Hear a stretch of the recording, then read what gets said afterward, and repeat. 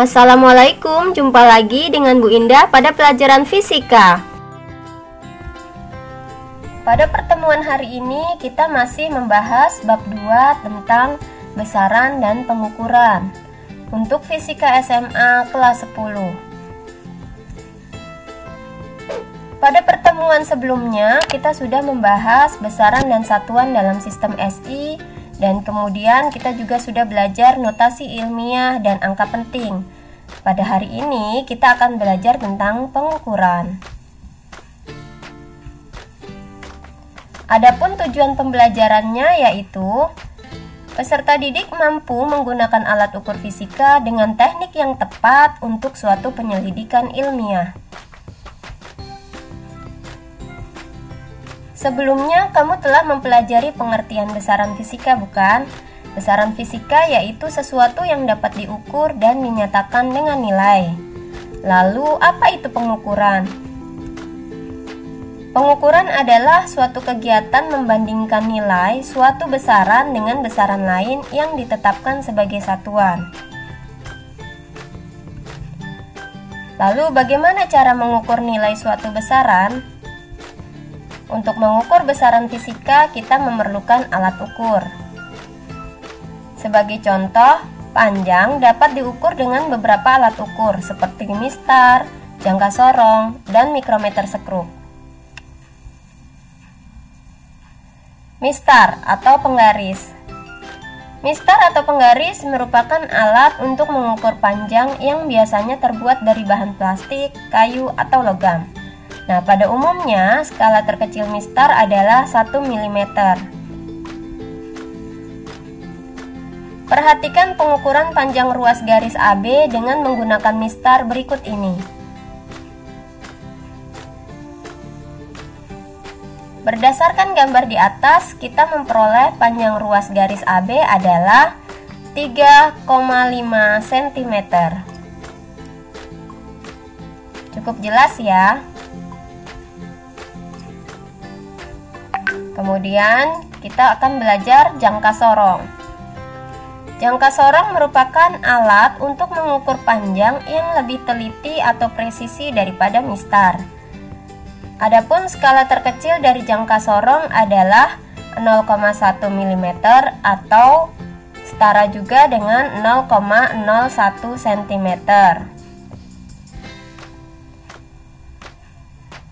Gambar berikut adalah jangka sorong analog. Ada juga jangka sorong digital, di mana jangka sorong yang digital ini hasil pengukurannya sudah tertulis pada layar monitor yang ada pada alat ukur tersebut. Fungsi jangka sorong. Yang pertama, jangka sorong bisa mengukur diameter luar benda, seperti gambar berikut. Kemudian yang kedua, jangka sorong juga digunakan untuk mengukur diameter dalam suatu benda. Dan berikutnya, jangka sorong juga digunakan untuk mengukur kedalaman benda.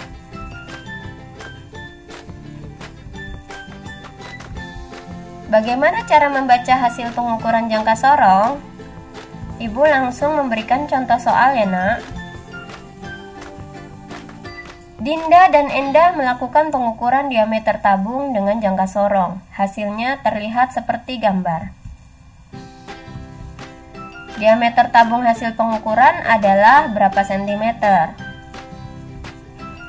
Nah, kalian perhatikan di sini ada dua skala ya.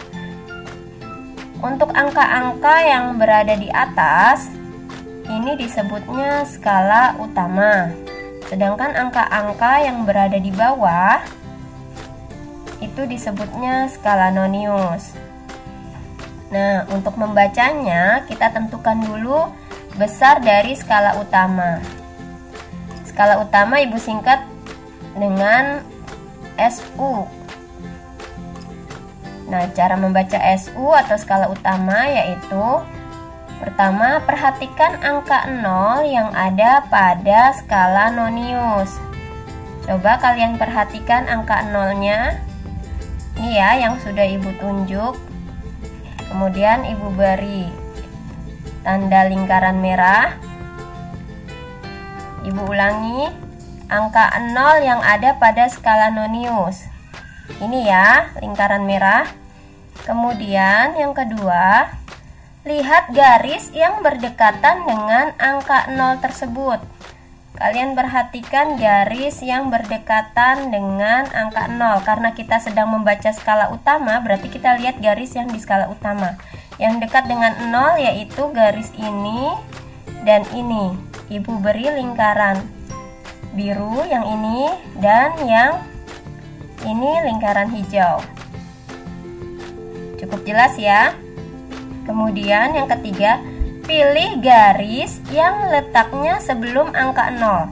Nah, tadi kita sudah menentukan yang dekat dengan angka 0 adalah yang Ibu beri lingkaran biru dan lingkaran hijau. Nah, ternyata yang dipilih adalah garis yang letaknya sebelum angka 0. Dan sebelum angka 0 berarti yang dilingkari biru ya. Jadi yang hijau kita hapus. Oke, jadi yang skala utama adalah garis yang letaknya sebelum angka 0. Yang ini ya, yang lingkaran biru. Nah, sekarang kita tinggal baca berapa skala utamanya. Kalian perhatikan di sini ada angka 3, kemudian di sini juga ada angka 4. Nah, jadi garis-garis kecil yang lebih dari angka 3 kita uraikan. Garis ini 3,1, 3,2, 3,3, 3,4, 3,5, 3,6, 3,7, 3,8, 3,9, baru 4. Nah, jadi yang Ibu beri lingkaran biru nilainya berapa? 3,1 cm skala utamanya. Sudah cukup jelas ya. Kemudian skala noniusnya Ibu singkat dengan SN. Nah, untuk menentukan skala nonius, yang pertama, pilihlah angka yang garisnya berhimpit antara skala utama dan skala nonius. Coba kalian perhatikan skala noniusnya. Di sini ada angka 0, 5, 10. Kira-kira garis yang kecil ini nilainya berapa ya setelah 0? Yaitu 1, 2, 3, 4, 5, 6, 7, 8, 9, 10. Nah, sekarang kita lihat garisnya berhimpit dengan skala utamanya. Kalau garis yang ini, garis setelah angka 0 ini 1 ya.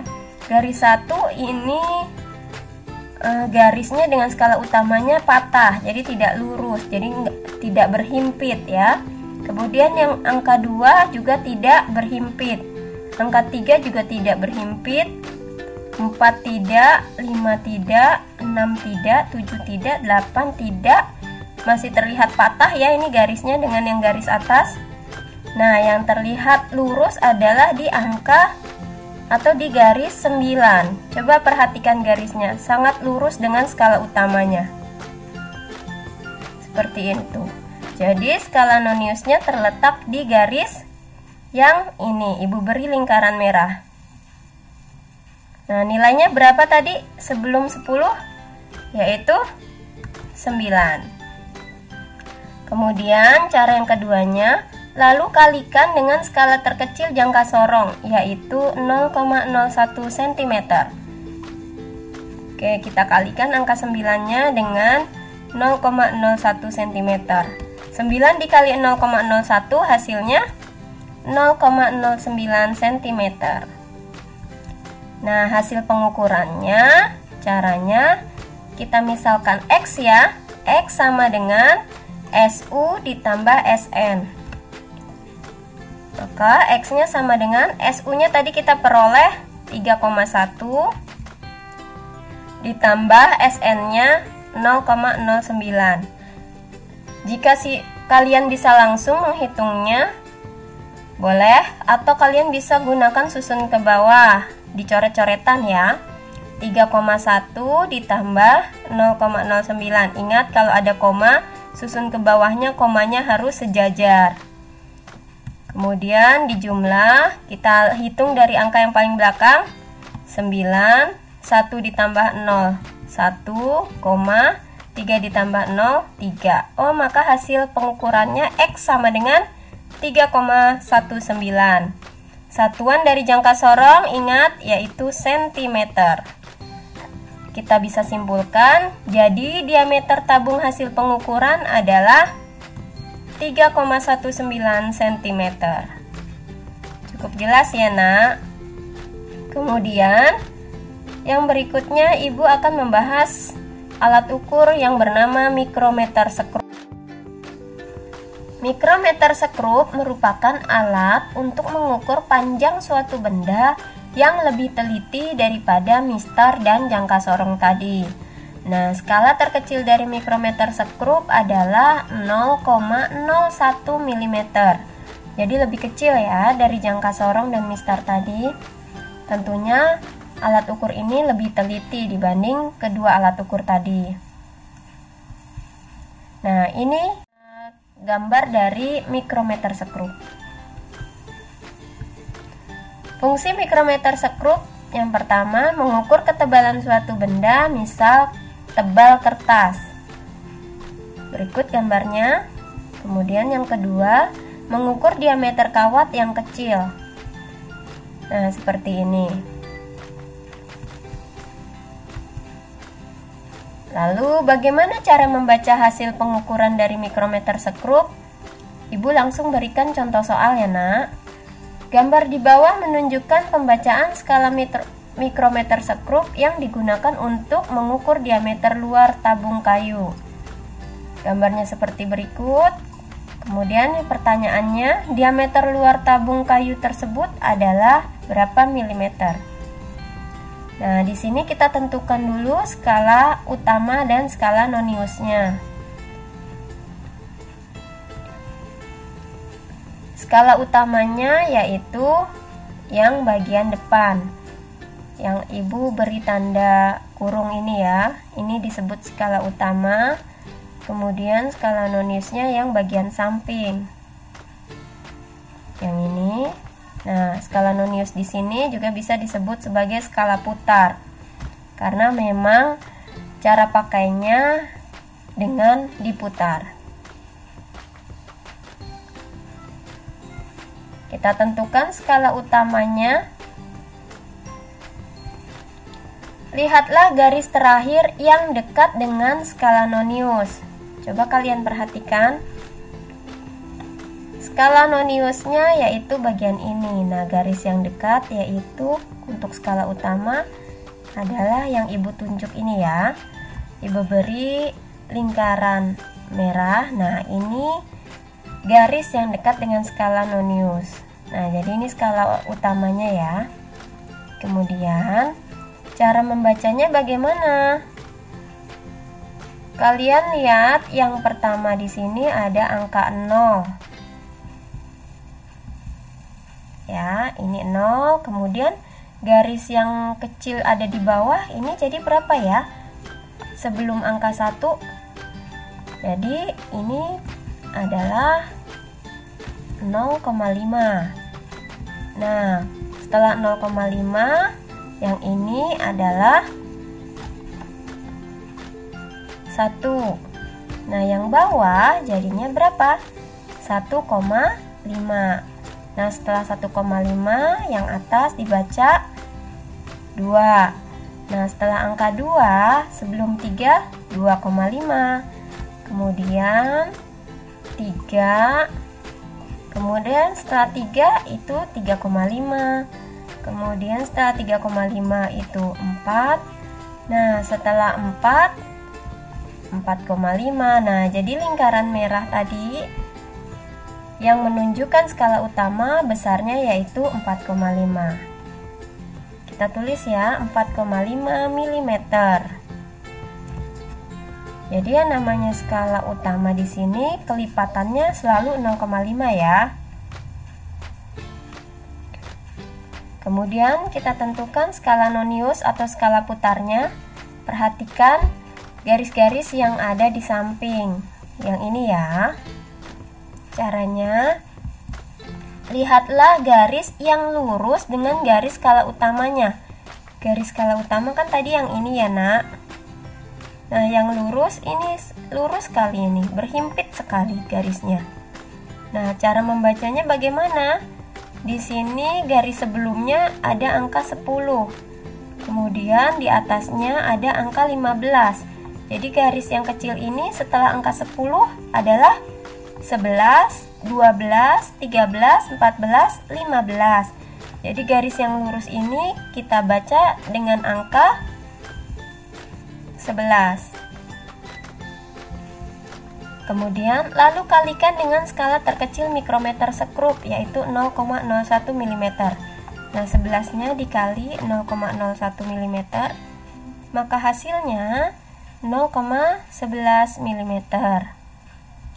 Nah, jadi hasil pengukurannya bagaimana? Sama caranya ya, seperti jangka sorong tadi. X sama dengan SU ditambah SN. X-nya sama dengan SU tadi kita sudah peroleh, besarnya 4,5. Kemudian SN-nya kita juga sudah peroleh 0,11. Maka hasilnya kita boleh hitung di coret-coretan ya. 4,5 ditambah 0,11. Ingat, kalau ada bilangan koma susun ke bawah, komanya harus sejajar. Kita jumlahkan dari yang paling belakang ya. 1, 5 ditambah 1, 6, 4 ditambah 0, 4. Jadi hasilnya X sama dengan 4,61. Awas, satuan dari mikrometer sekrup itu berbeda dengan jangka sorong. Kalau mikrometer sekrup satuannya milimeter. Kita bisa simpulkan, jadi diameter tabung kayu tersebut adalah 4,61 mm. Cukup jelas ya? Nah, kalian bisa coba latihan soal dari jangka sorong berikut ini.